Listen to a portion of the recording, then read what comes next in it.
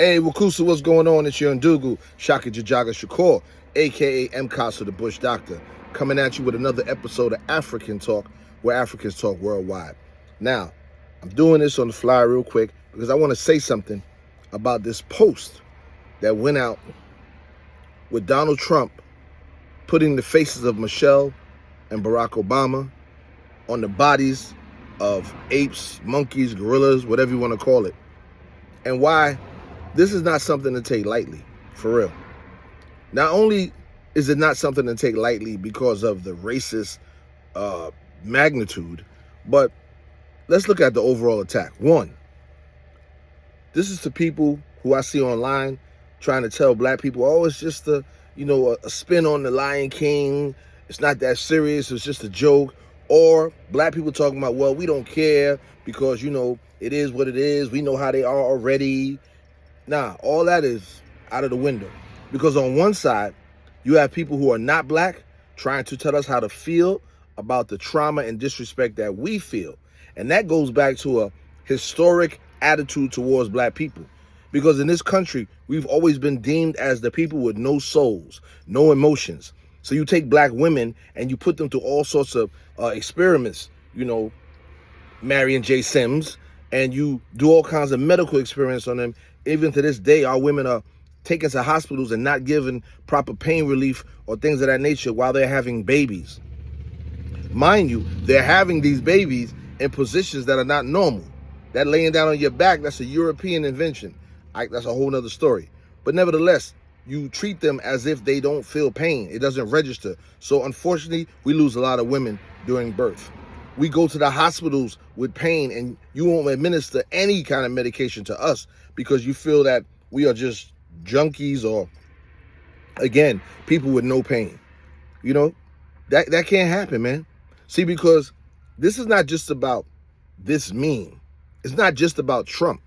There is a history in America of black people being put into living zoos and treated like spectacles, bananas thrown at them. Ota Binga was a young African who was imprisoned, not in some far out distant place, but in the Bronx Zoo in New York City.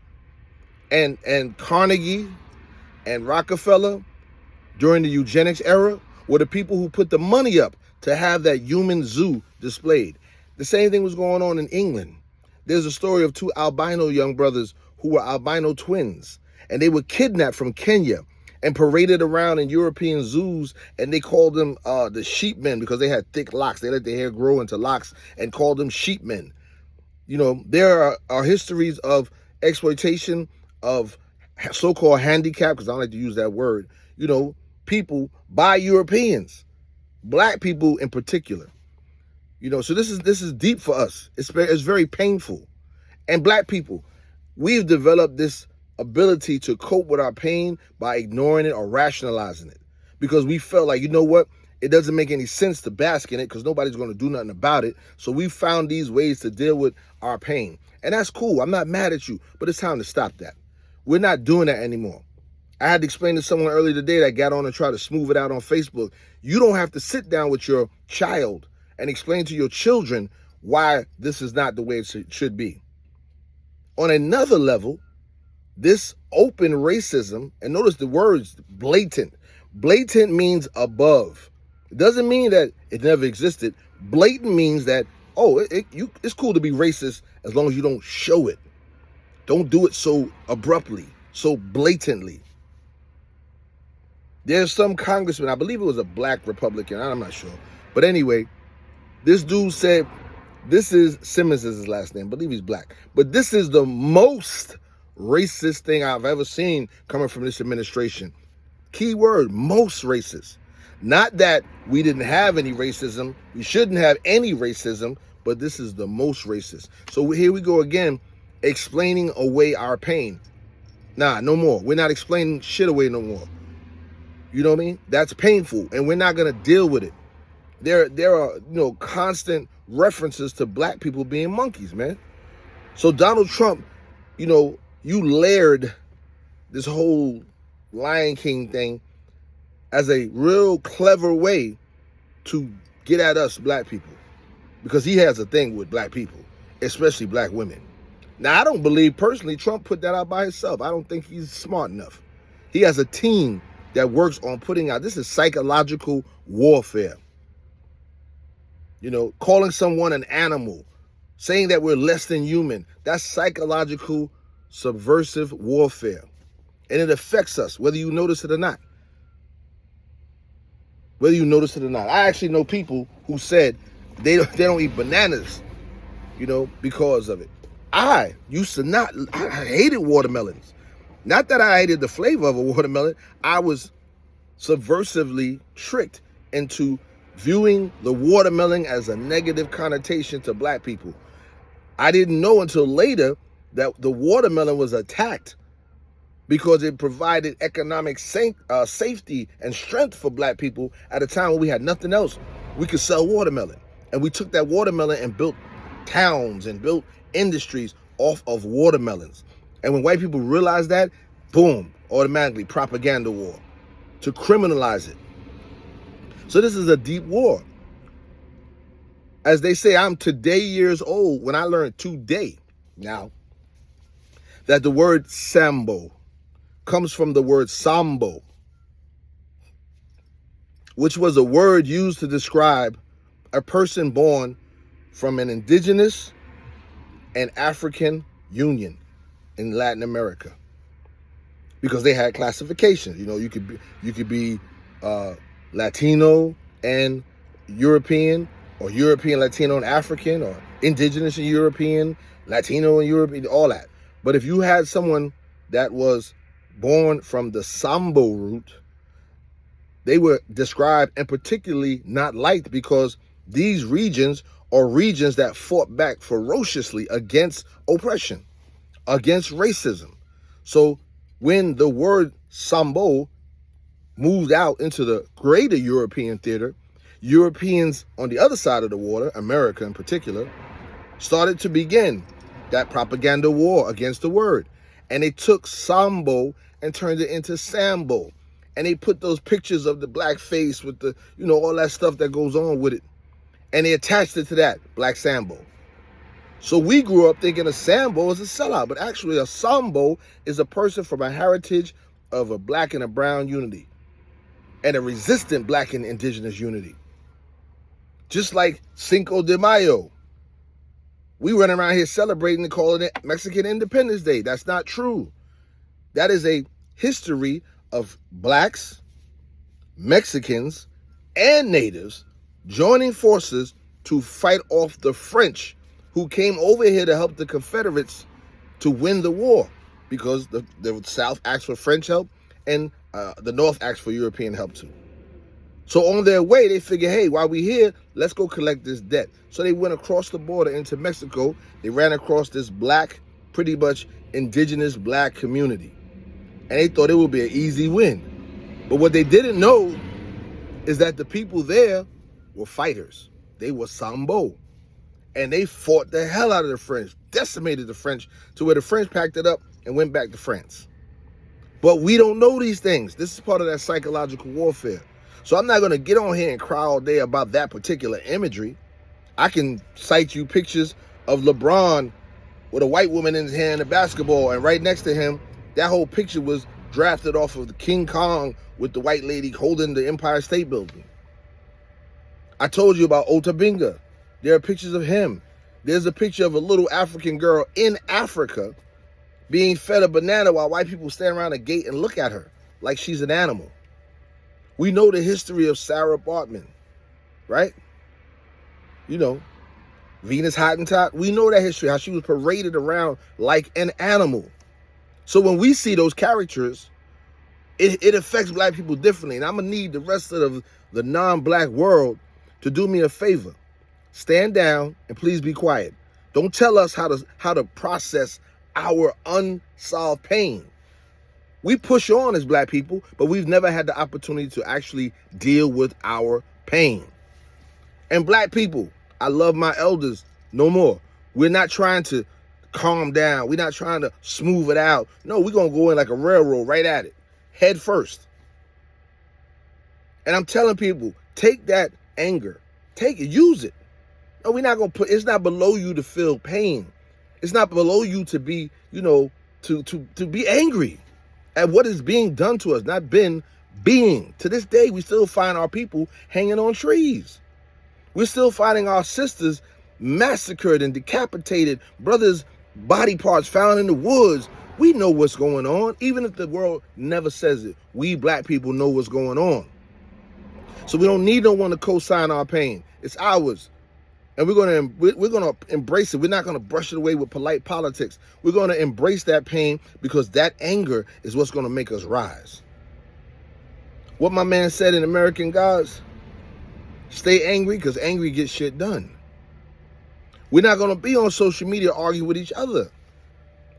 A lot of us on social media, I love a lot of my people, but we're damaged. And some of us are so damaged by personal trauma that you are not fit to serve in the struggle for our people. You need to go get some therapy.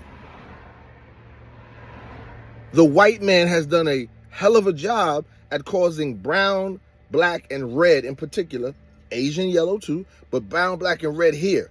That's Latin, Native American, Africans.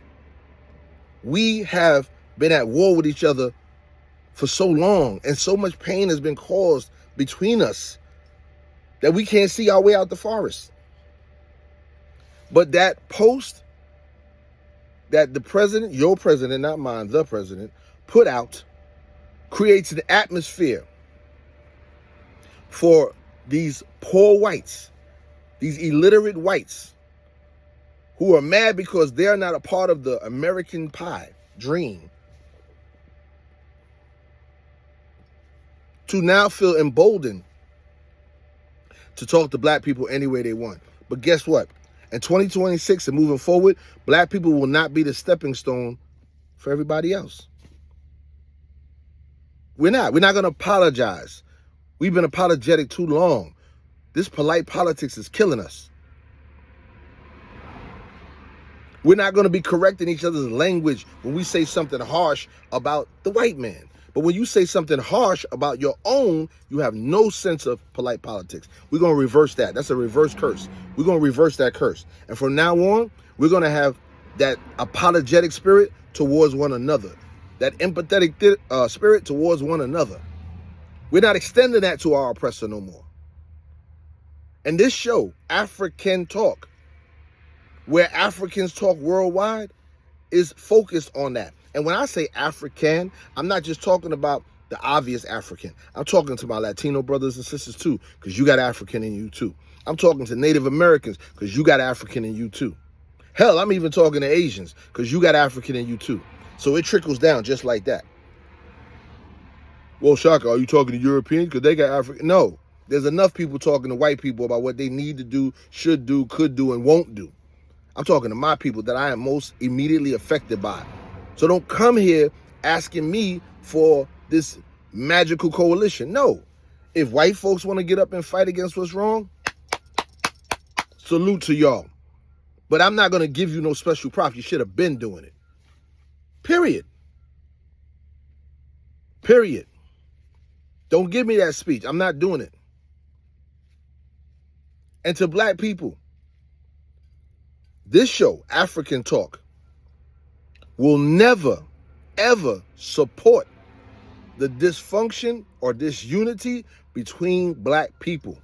Never. Don't even come to this show with that. If you're not seeking to fix this problem, I might not be the show for you. I don't care about ratings. I care about truth getting out to our people. I care about healing our people. To my brown brothers and sisters, if you are so twisted that you can't see that I'm in the same struggle with you and that some of us share the same blood, then this show ain't for you either. Don't come here with that. That go for Asians, East Indians, anybody else. If you don't see the common link between myself and yourself, this is not the place for you. African Talk is about uniting my people and then uniting the greater cousins of my people. And after all that is done, maybe at that point, we'll have a conversation about us connecting with white folks as a whole. While I don't condemn any human being, I don't overly extend myself into other situations. I don't have to.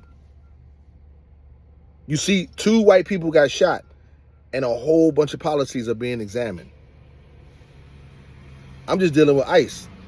Upwards of 50 or more brown people have been killed, missing, etc. Nothing.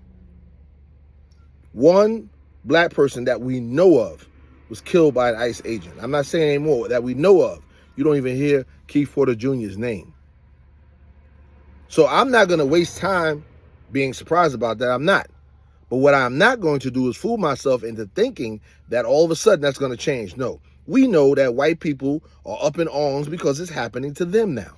And they're in shock because they thought it would never happen to them. Even whites who did not vote for Trump. You didn't vote for Trump, but you weren't really concerned with the problems outside of your community. And that's the truth. But chickens come home to roost. It is what it is. This is about my people. So getting back to the main topic, the psychological warfare. We're going to have to stop committing to that warfare.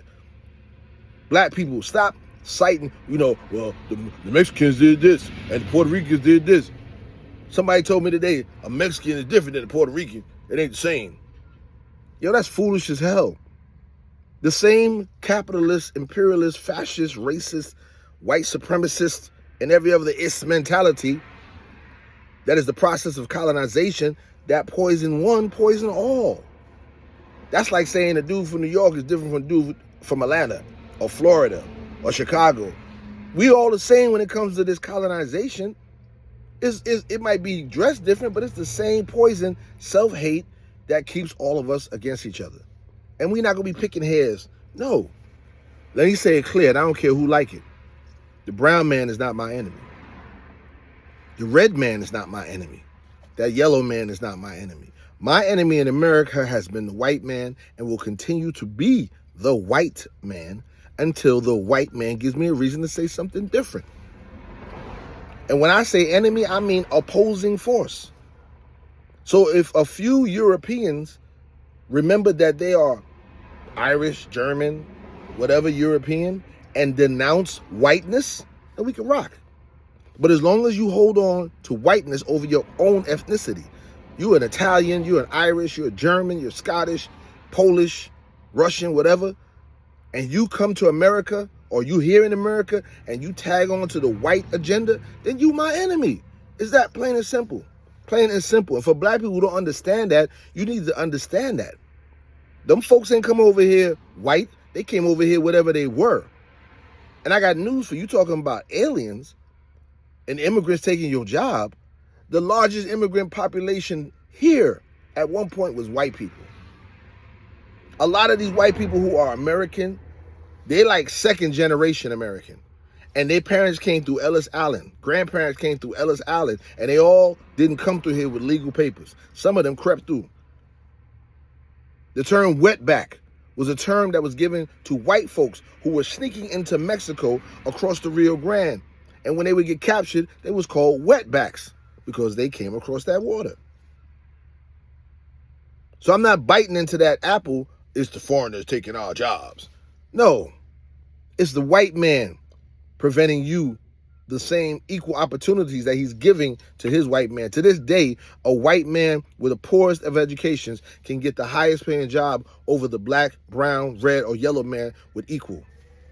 And the only reason Asian people and East Indians seems like they're getting all the favor is because the black man has been obsolete. He brought the Latino in here to try to offset us. It didn't work. Even though we kind of separated. So that didn't work. So he brings in these new proxies. So if anybody's opening borders to create problems, it's the white man. Like Khalid Abdul Muhammad said, and I swear it's true, if anything goes wrong within this system, it's the white man's fault. Anything. If I slip on a banana peel, as he said, it's the white man's fault. And I'm adding to that. You know why? Check it out. The banana didn't start in Florida. It was brought to Florida with colonial invasion. It was brought there, planted there. The companies in South America now, that the Dole company, that's European companies who exploit the labor of the people of the land and mass produce the banana genetically increase the banana, bring it over here, sell it to us in areas that it don't grow. So you in the middle of New York or Chicago eating a banana, that banana didn't grow there. It was brought there through capitalism. We don't control those avenues. And God damn it, if I slipped on the banana peel, it's because it's on the ground. So who taught you that it's okay to throw things on the floor, on the ground, in your community? Same person that taught you to hate yourself. I don't care if you don't like it. This ain't false blame. Blame means to hold accountable. This is the training of colonization. You ain't shit. You a nigga. You don't deserve anything. So if you tell the people they don't deserve, eventually they believe it. And finally, ultimately, why is it in the black and brown communities across this country, poor communities as they call them, I don't believe that, there's not a garbage can on every corner, but there's a goddamn camera on every corner? Why I gotta walk 6 blocks to find a garbage can? So naturally, most people are not gonna hold that banana peel in their hand until they get 6 blocks away. They're gonna throw it on the floor. But if I go into these affluent white communities, hell, there's garbage cans on all 4 corners at every other intersection. Everything in this system is a system, and all systems are by design. Nothing here is happening because. Everything here is chess, and I suggest y'all get with it. So, that post that was put up by Donald Trump, a man who comes from a legacy of hate, from his great-granddaddy, the slaveholder, to his granddaddy, the pimp, to his daddy, the con artist, to him. A legacy. Same thing with Kemp, K-E-M-P, the governor of Georgia. A legacy. His people were slaveholders, some of the first slaveholders in the state of Georgia. And he still sits in the seat of power. Legacy of hate. And I can go on with the names. So that post is more than just a momentary, blatant, racist, over-the-top act. That is a strategic jab to hurt and further damage the psyche of black people. To remind us, because we're getting too above ourselves, to remind us who we are, what we are in their eyesight. And don't you goddamn it forget it. Kusu. And I forgot to say, because I was so into this. My bad. I hope that the ancestors and the creators have guided my words in the right direction. And I hope all of you are good today. And again, I apologize for not saying the beginning, but I've been holding this for a minute. I had to get it out. All right? So, if you like what you heard, man, and I'm not saying this for props, I need you to subscribe to help me keep this channel around. I need you to comment so others can engage and share it so we can spread this information. All right? So, Wukusu, wake up, clean up, stand up. Wake up to the greatness of our people, the greatness of our lineage from here to Africa. Clean up. Get rid of all of the poisons that have kept you away from that beautiful lineage. And then stand up. When you get it back, never let anyone take it from you. Wu, Ku, Su. Wake up, clean up, stand up. Black power.